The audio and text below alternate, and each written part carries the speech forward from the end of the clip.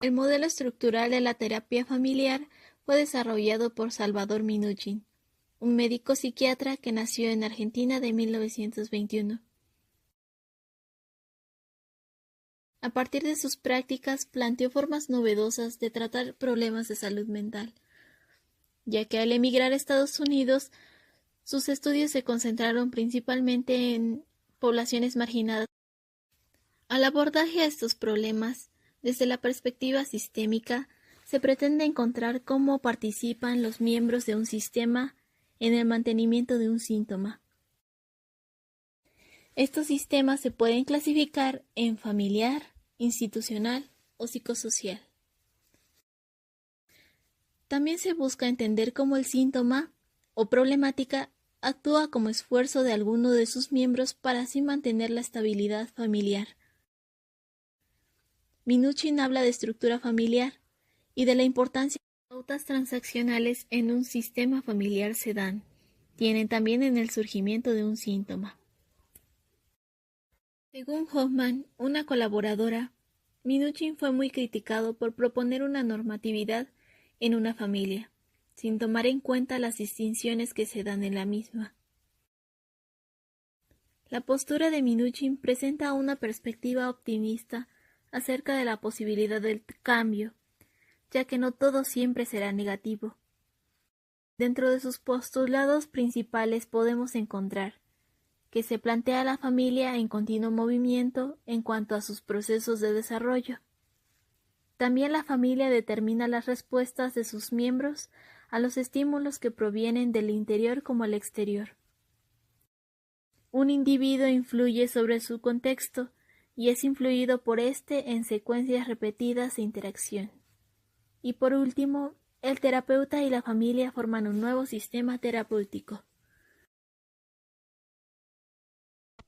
En el enfoque sistémico, se mira al ser humano como parte de un conjunto, siendo objeto de estudio el enfoque en sí, el sistema humano, considerado como un sistema abierto.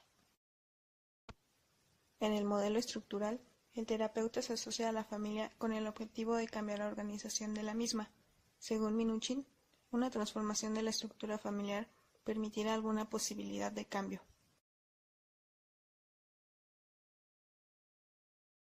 Para entender lo que es estructura familiar, es preciso mencionar dos conceptos de la palabra estructura.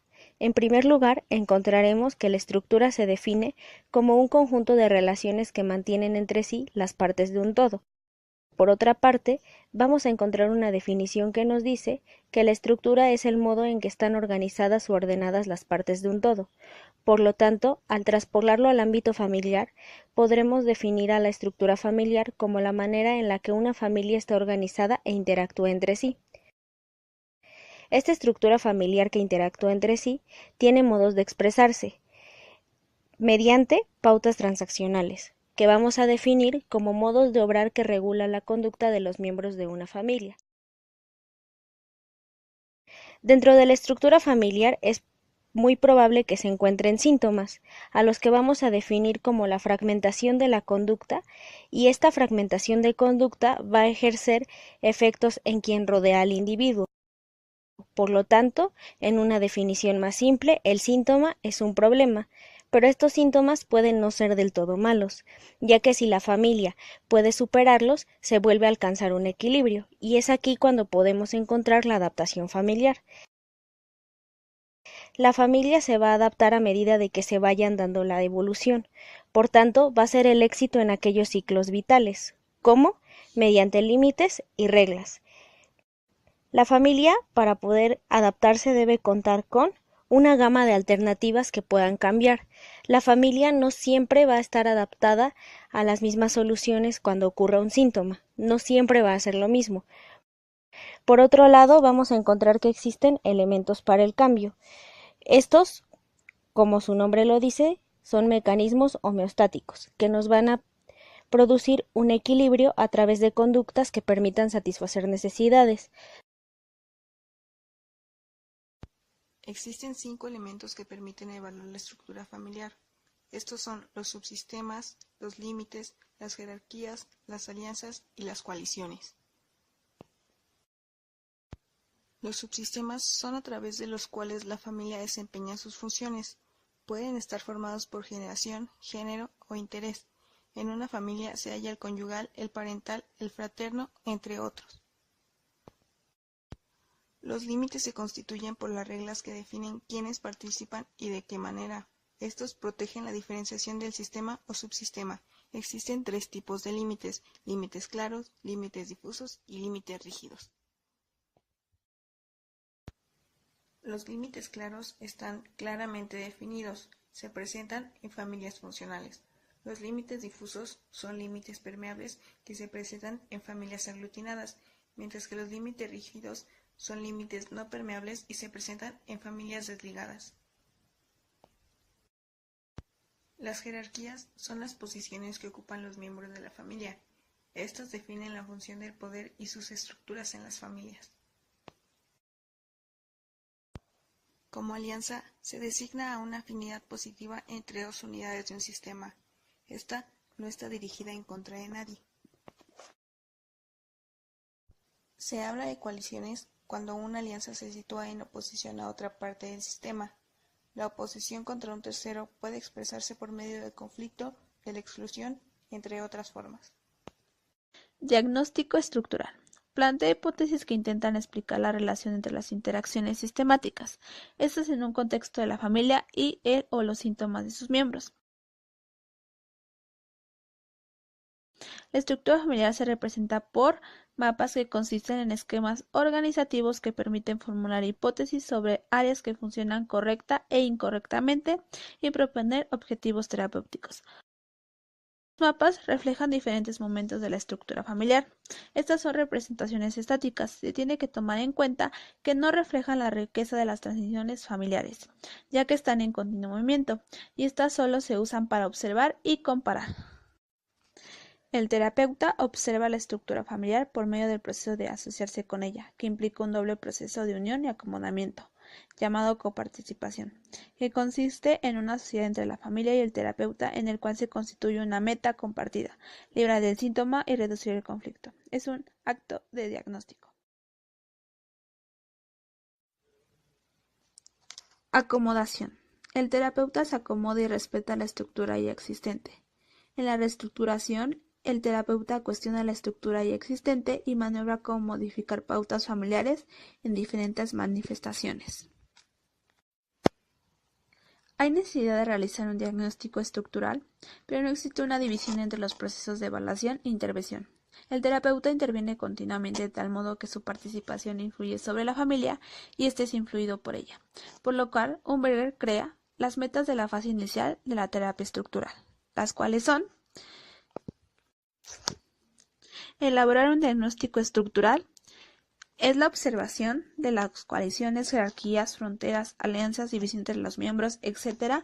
en la familia, redefinir el problema o queja, conectar la unidad familiar global y el síntoma, la disposición al cambio de la familia, determinar metas de tratamiento junto a la familia, seleccionar las unidades de tratamiento y planificación preliminar de etapas terapéuticas. Según Umberger, también, para llevar a cabo un diagnóstico estructural, el terapeuta debe tomar en cuenta los siguientes aspectos. Elementos de la estructura familiar. Pautas transaccionales repetitivas. Proceso de desarrollo, su realidad, las premisas culturales e idiosincrásicas de la familia, la conexión del sistema con el síntoma y el contexto de interacción con el que la familia está relacionada. También se debe tomar en cuenta los componentes del diagnóstico estructural de la familia, que son datos históricos y antecedentes relacionados con el problema, datos de la conducta dirigida, que es la significación de problemas familiares, datos de la conducta espontánea, lo que se hace espontáneamente sin planear. Objetivos terapéuticos. Reestructuración. Incluye fijación de fronteras, desequilibramiento y complementariedad. Fijación de fronteras. Definir límites claros entre los distintos subsistemas.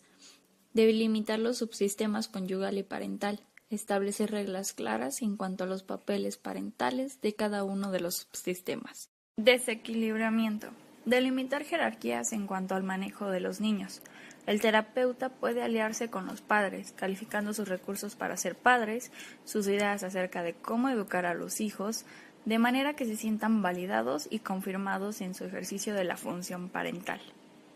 Complementariedad.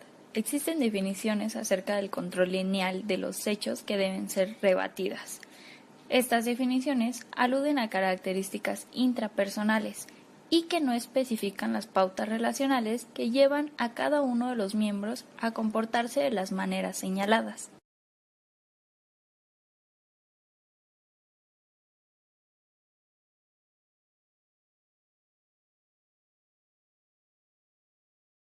Reencuadre.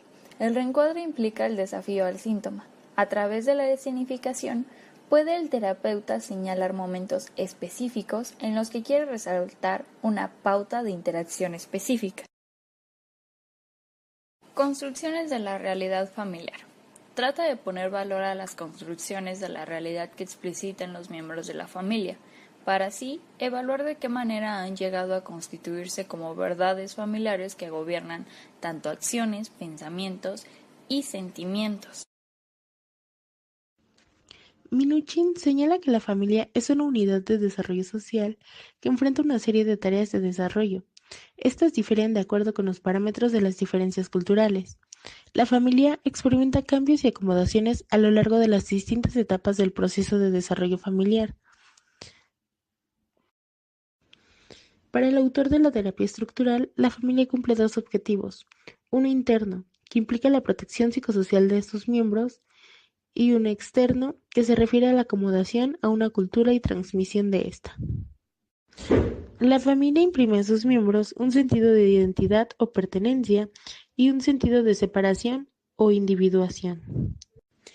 El sentido de pertenencia se acompaña con una acomodación del niño a los grupos familiares y a la asunción de las pautas transaccionales en la estructura familiar que se mantienen a través de la vida.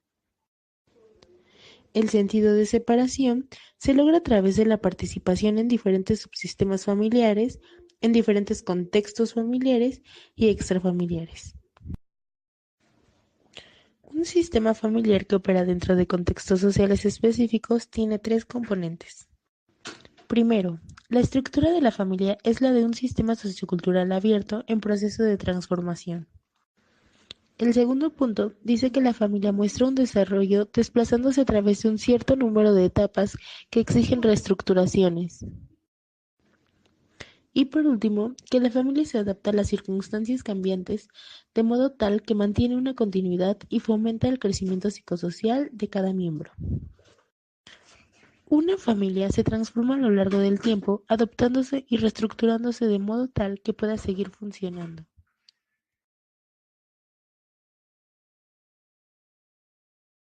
Salvador Minuchin fue un psiquiatra y pediatra argentino. Nació en 1921 y falleció en 2017. Aportó el modelo a la terapia familiar para entender mejor las influencias de los condicionantes externos e internos. Una frase importante es: crecer es aprender a separarse.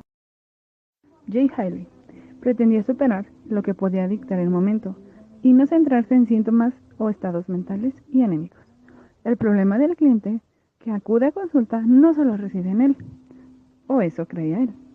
El cliente no es la unidad de intervención, también lo es la familia nuclear, otros familiares y el grupo de amigos.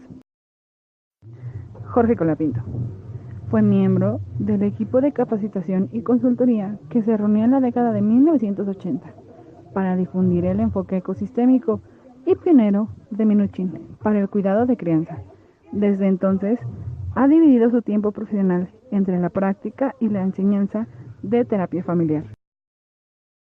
Braulio Montalvo es un destacado terapeuta familiar y creador de la terapia familiar estructural.